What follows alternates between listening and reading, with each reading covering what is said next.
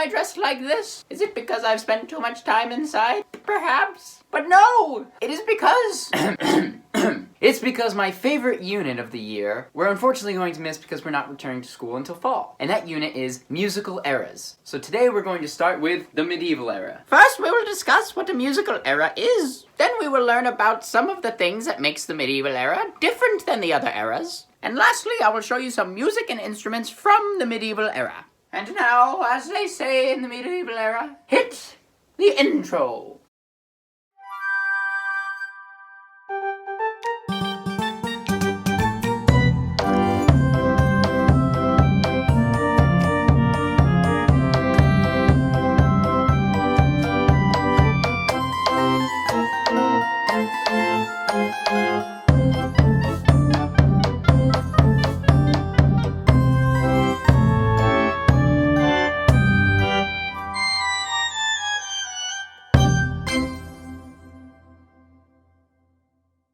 And so, we shall begin with...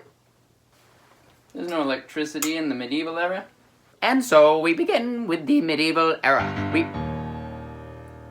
Beethoven, you're not part of the medieval era. Oh, what is an era? You want me to define what a musical era is? I think you're right, that's a good place to start. Eras have to do with how we divide time in history, mainly the past. How we decide the beginning and ending of an era has much to do with the technologies, the musical practices, and the ideas that were happening during that period of time. For our purposes, I want you to think of the musical eras as a timeline of music history, starting in the past, leading to the present, where we are now. Each era contains unique music, instruments, and composers. As I said before, we're beginning with the medieval era, or as it's sometimes called, the Middle Ages. This era begins in the year 500 and goes into about the year 1400. It's important to know that we're not talking about North America or the United States. These eras are from something called Western music, which is mainly music from Europe. There are thousands and thousands of years of history before the medieval era, but we're starting here. How come? Well, because this is the first era of music that we're pretty sure we know how the music sounds. How come? Well, the musicians from the medieval era were the very first musicians to write their music on paper, or, how they used to call it, parchment. This is Guido d'Arezzo. He is a very famous musician and theorist from the medieval era. He helped develop many music concepts such as the singing syllables that we use, do, re, mi, fa, sol, and la, except he used ut instead of do. He also helped develop written notation. Written notation is written music. Before he did this, musicians would have to learn by ear. That means listening to someone else perform music and then copying it back. The written music of the medieval era looked fairly different than the written music that we use today. The lines, which we call a staff, was still existent, but the notes were less specific as to how to play the music. There are two main categories of music in the medieval era. The first is sacred music, and the second, secular music. Secular music.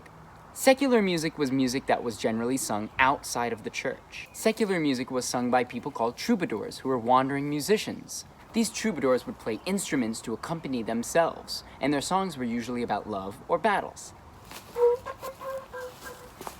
Now let me show you some of the instruments that musicians would use during the medieval era. A lot of them sound and look like instruments that we have today. Recorders and flutes. In the medieval era, recorders and flutes would generally be made of wood. They're not as complicated and didn't have as many mechanisms as a new flute. The lute. The lute is a stringed instrument with a hollow body that's similar to a guitar. The lira, a bowed instrument similar to a violin. And my personal favorite, the sackbut, which is an early version of a trombone. Now take a listen to an example of a troubadour song. This song is called Chanson de Guillaume. This means the Song of William. You will notice that you hear one instrument, the lira, and a singer. Prêt-vous ouïr de grandes batailles et de forts étours, de l'armée du dressage d'ours, pour les prières. Most of the music in the medieval era was meant to be sung in the church. This church music was called sacred music. Most of the church music never had any instruments.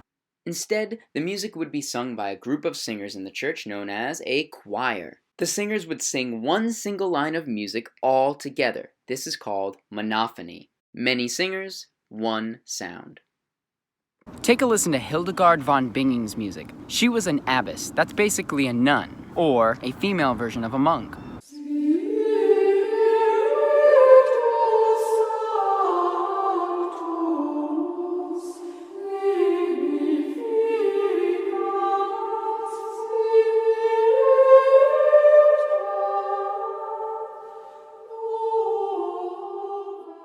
Now let's go over everything that we learned in this video. The medieval era starts the year 500 and ends with the year 1400. It's the first era of music that we study because the musicians wrote the music on paper so that they could remember it. There are two main kinds of music in the medieval era: secular music to be sung outside of the church, and sacred music to be sung in the church. Many of the instruments from the medieval era are the beginnings of the instruments that we use today.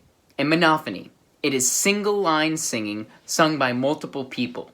Thank you for watching this video. Next time, I hope that we can talk about the Renaissance, which is another fantastic era of music. But as for now, I'm going to play my flute.